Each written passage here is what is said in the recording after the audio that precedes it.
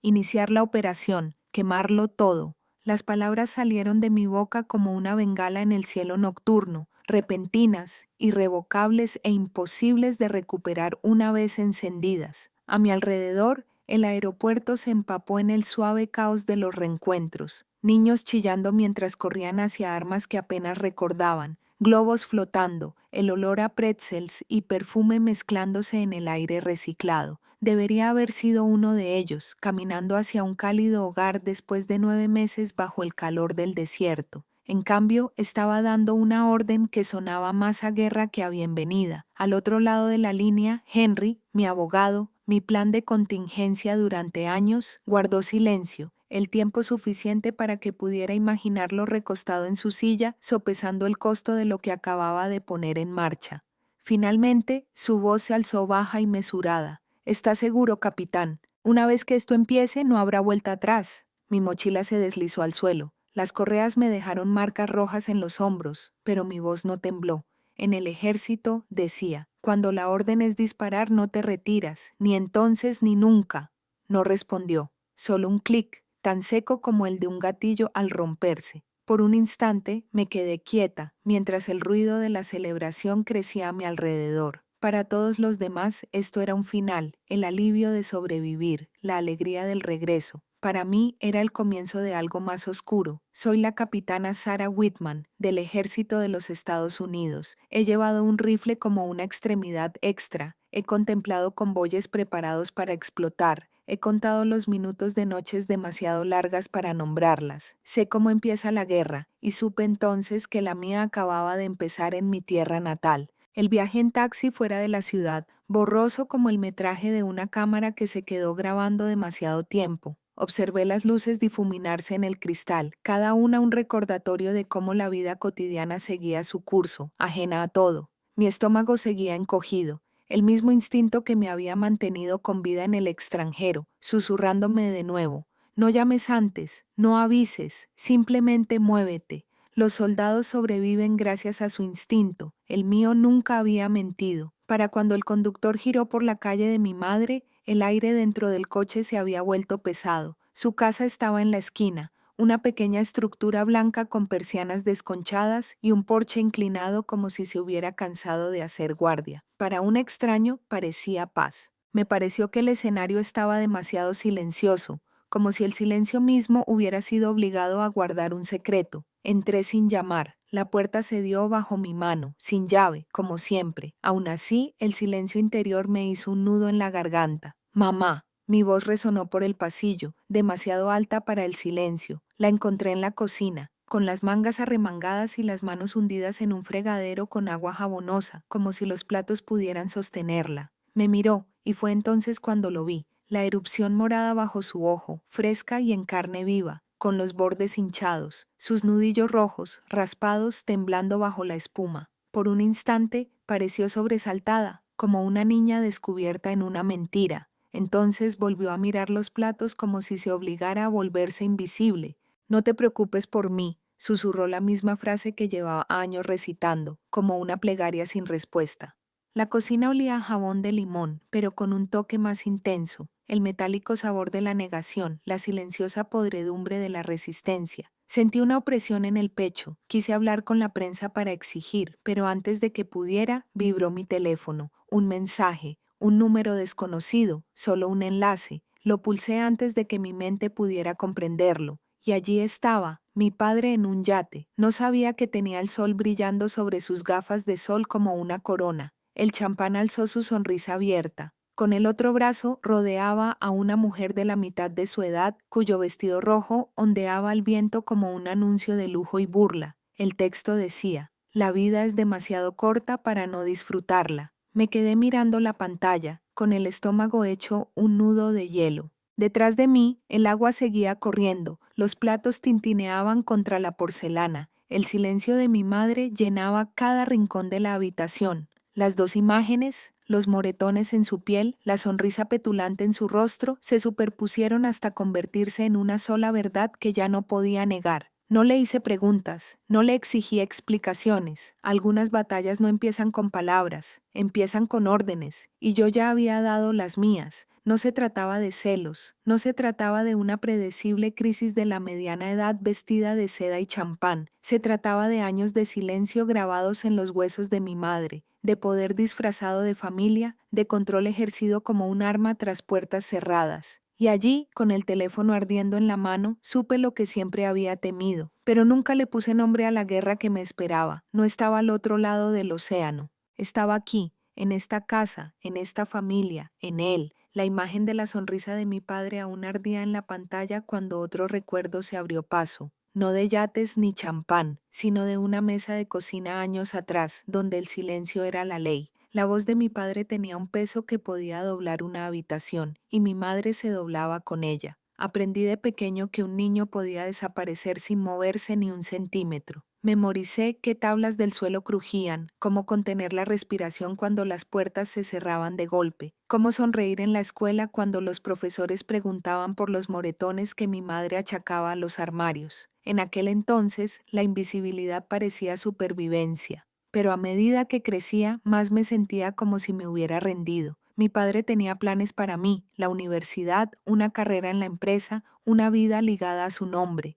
A los 17 ya sentía que las noticias me apretaban. La noche que cumplí 18, mientras él estaba sentado en la sala viendo las noticias de la noche, rellené mi solicitud para West Point. Me temblaba la mano al firmar, pero no por duda. Era la primera vez en mi vida que elegía mi propio campo de batalla. La academia era brutal, te descomponían para reconstruirte, pulmones ardiendo en carreras interminables, brazos temblorosos al hacer flexiones, el suelo empapado de sudor y, a veces, de sangre, pero había honestidad en ello. El dolor aquí no era un castigo, era una promesa. Soporta esto ahora para que puedas soportar lo peor después. Para mí era un nuevo idioma, uno que había estado practicando en silencio en mi hogar de la infancia. Disciplina, moderación, el arte de mantenerse firme cuando todo en ti quería correr. Hubo un oficial que me vio con más claridad que la mayoría. La voz aguda del coronel Ramírez, como grava suavizada por años de mando. Me detuvo en el campo de tiro, corrigió mi postura y dijo: Whitman, recuerda esto, hay batallas que no eliges, pero aún así tienes que ganarlas. Sus palabras calaron más hondo que cualquier sermón. Porque sabía lo que ella desconocía, mi batalla más larga no me esperaba en un desierto extranjero. Ya había comenzado en mi propia casa. Ahora, años después, de pie en la cocina de mi madre, con sus moretones frescos y la foto de mi padre brillando en mi teléfono, me di cuenta de cuánta razón tenía Ramírez. Algunas guerras te eligen, y cuando lo hacen, solo hay una respuesta que se lucha. Eran las palabras del coronel Ramírez las que me rondaban la cabeza. Hay batallas que no se eligen, pero aún así hay que ganarlas. Resonaban no solo en la cocina de mi madre, sino años antes en un polvoriento puesto de avanzada en Afganistán, donde la guerra me enseñó a leer los rastros de papel con la misma atención que los mapas del terreno enemigo. Me habían asignado a una rotación temporal de apoyo de inteligencia, lejos de los tiroteos, pero cerca de algo más esquivo. El dinero. Revisamos libros de contabilidad, recibos, registros corporativos, rastreando cómo los fondos se filtraban a través de las fronteras como contrabando a la luz de la luna. La mayor parte se confundía con una red de empresas fantasmas sin rostro, hasta que un martes por la tarde saqué un informe de una impresora atascada y me quedé paralizado. North Shore Development LLC. El nombre no debería haber significado nada en adoquín, pero sí. Estaba grabado en relieve en un membrete que había visto años atrás en contratos que solían estar en el estudio de mi padre. Me latía con fuerza. Me dije que debía ser coincidencia, pero la dirección coincidía con la de la oficina en Arlington. No fue casualidad, fue sangre. A partir de ese momento, la misión cambió. Cada documento que llegaba a mi escritorio se convertía en una prueba potencial, no solo para el ejército, sino para la vida que había dejado atrás. Reuní un archivo discreto, pieza por pieza, registros corporativos, escrituras de propiedad, transferencias financieras canalizadas a través de nombres que conocía demasiado bien. Guardé copias en una carpeta aparte que guardaba bajo llave, una que nunca llegó a la cadena de mando. Al llegar a casa le puse esa carpeta a Henry. Su rostro no se inmutó, aunque sus dedos se apretaron sobre el papel. ¿Sabes lo que esto significa? Dijo. Yo sí. Mi padre no solo era un marido cruel, blanqueaba poder de la misma manera que blanqueaba dinero. También lo compartí con el mayor Collins, un oficial del HAC en quien confiaba desde su despliegue. Su instinto le decía que escalara a través de canales militares, contratos de corrupción, cualquier cosa que afectara la financiación de la defensa. Pero negué con la cabeza. Es mi padre, sí, pero primero es un criminal en el mundo civil. Esto no puede quedar enterrado bajo sellos clasificados. A Collins no le gustó. Henry no confiaba en que el ejército pudiera mantenerse limpio en una batalla como esta, y yo sabía que Ramírez tenía razón. Algunas guerras se heredan, en otras se entra. Esta era ambas, y no iba a perder la cabeza escondiéndome tras el silencio o el uniforme. La carpeta que había creado en Afganistán me había parecido abstracta. Los números en una página, patrones de transferencias sin rostro que insinuaban corrupción, pero se mantenían a distancia. Pero la foto en mi teléfono, la mano de mi padre rodeando a un desconocido mientras mi madre ocultaba sus moretones, arrancó la distancia. Ya no era abstracto, era personal y había llegado el momento. Volví a llamar a Henry esa noche, con una voz firme que no esperaba. Activa todo, dije. No necesitaba aclaraciones. En cuestión de horas todo empezó a funcionar. Las cuentas bancarias que antes se alzaban como fortalezas quedaron repentinamente bloqueadas tras pantallas congeladas. Se redactaron, firmaron y enviaron citaciones. El imperio que mi padre había construido con libros de contabilidad e intimidación tuvo sus primeras grietas. Aún así, lo más difícil no fue el dinero ni el papeleo. Fue la sala donde mi madre, sentada, doblaba la ropa en pilas perfectas y temblorosas. Cuando le puse los papeles de la orden de protección, los miró como si fueran armas apuntando a su pecho. No quiero esto, susurró. No quiero montar una escena. Su voz era el mismo tono tranquilo con el que crecí, el que atravesaba las paredes cuando las puertas estaban cerradas, pero no podía dejar que terminara ahí. Me senté frente a ella, lo suficientemente cerca como para ver cómo sus manos se apretaban contra la tela, buscando el control. Mamá, dije en voz baja. Guié a soldados a través del fuego. He protegido a hombres que creían que no vivirían para ver el luto. No me hagas fracasar aquí, no me hagas fracasar en casa. Sus ojos se posaron en los míos, abiertos por el miedo, pero también por algo más, reconocimiento. Por primera vez vio no solo a su hija, sino a un soldado que había regresado con algo más que cicatrices. Vio determinación. Su mano tembló al alcanzar el bolígrafo. El sonido de su rasguño sobre el papel fue más silencioso que cualquier disparo que hubiera oído en el extranjero, pero impactó con más fuerza. Con esa firma, años de silencio dieron un giro. Ya no era solo una víctima, era parte de la lucha. Cuando Henry llamó a la mañana siguiente para confirmar que los documentos habían sido procesados, miré a mi madre al otro lado de la mesa del desayuno. La tostada seguía intacta. El café se enfriaba entre nosotras, pero el aire se sentía diferente. Por primera vez, no solo sobrevivíamos, avanzábamos. La mañana después de que mi madre firmara la orden, la casa se sentía más luminosa. No segura, todavía no, pero diferente, como si una puerta se hubiera entreabierto. Esa sensación de posibilidad duró menos de un día antes de que llegara el contraataque. Mi padre siempre había sido un hombre de imagen y la manejaba como un arma. Al final de la semana, los periódicos locales publicaron su versión de la historia. Un empresario condecorado traicionado por una hija amargada, un soldado ingrato con la familia que lo crió. Las palabras desleal y desquiciado aparecieron más de una vez. Reconocí sus huellas en cada línea. Sabía cómo hacer que el poder pareciera virtud. Entonces Elise, su amante, recurrió a las redes sociales. Fotos perfectamente iluminadas, pies de foto cargados de autocompasión. Las mujeres en los negocios siempre son blanco de ataques. La envidia es una enfermedad. Un día después, publicó un primer plano de su muñeca ligeramente roja, denunciando acoso. Los comentarios aumentaron, algunos aduladores, otros furiosos, pero todos alimentando el espectáculo. Ella entendía su juego. Juntos reescribían la historia antes de que la verdad tuviera la oportunidad de asomar la voz. El ruido llegó más allá de los titulares. Antiguos camaradas del ejército enviaron mensajes de texto, vacilantes. ¿Vieron algo en línea? ¿Estás bien? Su preocupación era genuina, pero en el fondo percibí la duda que mi padre había sembrado. Un soldado es tan fuerte como su reputación, y él intentaba corroer la mía, hilo a hilo, pero las batallas rara vez salen como se planean. Una noche, al salir de casa de mi madre, llamaron a la puerta.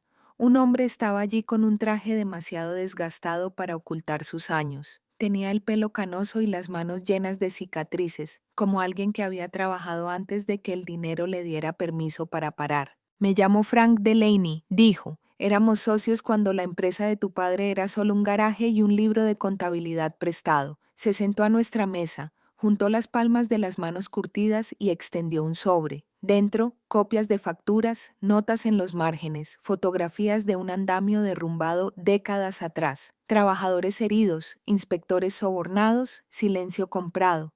Lleva mucho tiempo jugando a esto, dijo Frank, mirándome fijamente, pero tú eres el único con la disciplina suficiente para derribarlo.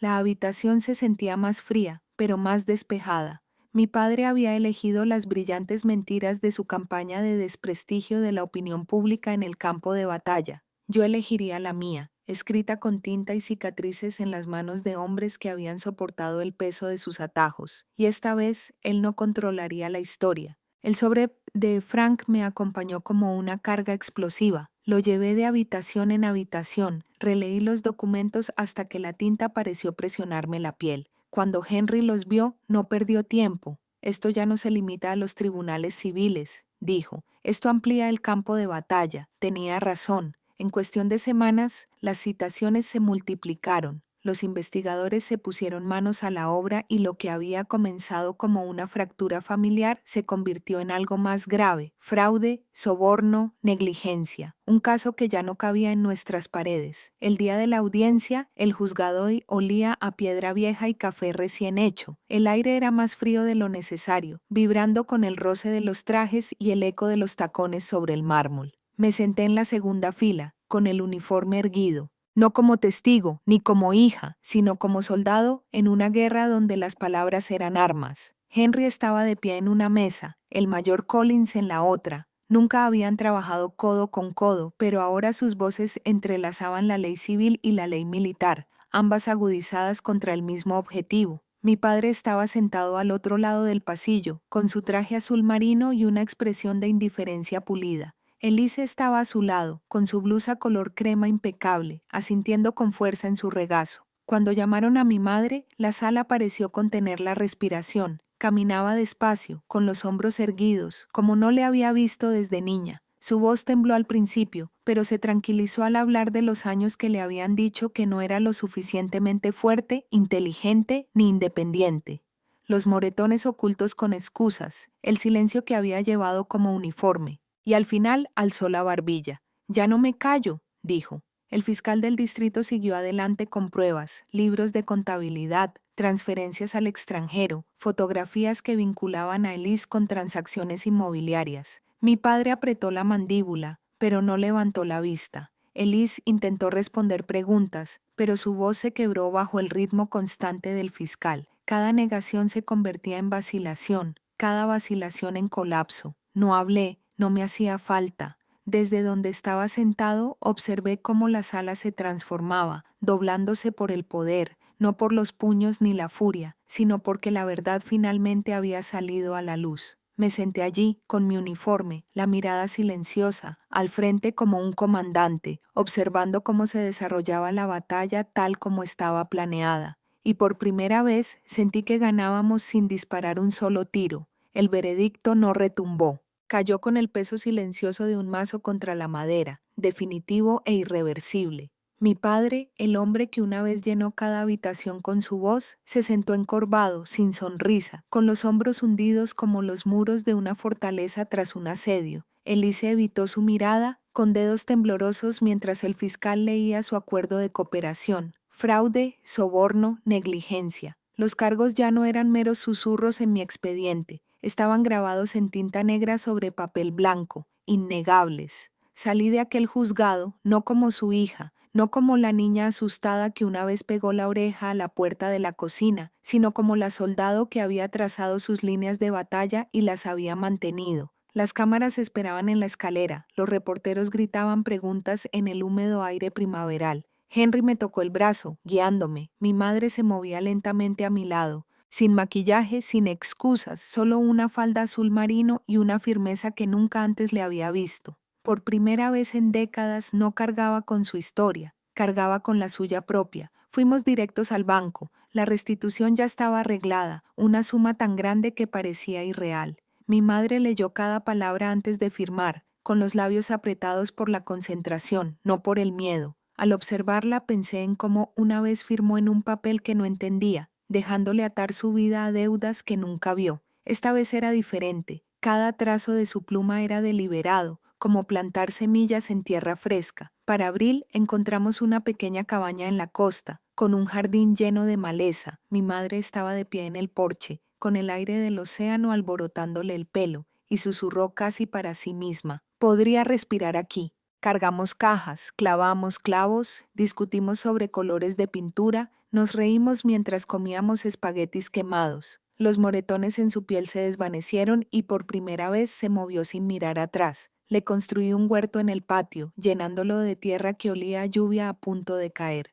Me puso pequeñas plántulas en las manos, tomates, albahaca, incluso fresas. Morales me decía, arrodillada en la tierra, que el miedo y la esperanza no pueden convivir. Uno siempre gana. Mi madre clavó un brote en la tierra, con los dedos firmes, a ver si la esperanza crece. Ese verano, el primer tomate maduró rojo como el amanecer. Lo recogió con ambas manos, riendo de una forma que no había oído desde la infancia. El jugo nos corría por las muñecas al morderlo, de pie junto al fregadero donde antes reinaba el silencio. Más tarde esa noche me encontraba en el porche, con el mar respirando con firmeza, las estrellas frías e interminables. Las palabras de Ramírez volvieron bajas y seguras. Hay batallas que no se eligen, pero aún así hay que ganarlas. Toqué la insignia que descansaba sobre la mesa dentro de su dorado escudo, reflejando la luz del porche como un sol pequeño y obstinado. Por primera vez en años supe que había ganado, no con un rifle ni con rabia, sino con la verdad, y la verdad fue suficiente. Si esta historia te conmovió, me encantaría saber qué piensas, qué parte te quedó más grabada y desde dónde la ves. Comparte tus sentimientos y tu opinión en los comentarios. Tu voz ayuda a mantener vivas estas historias.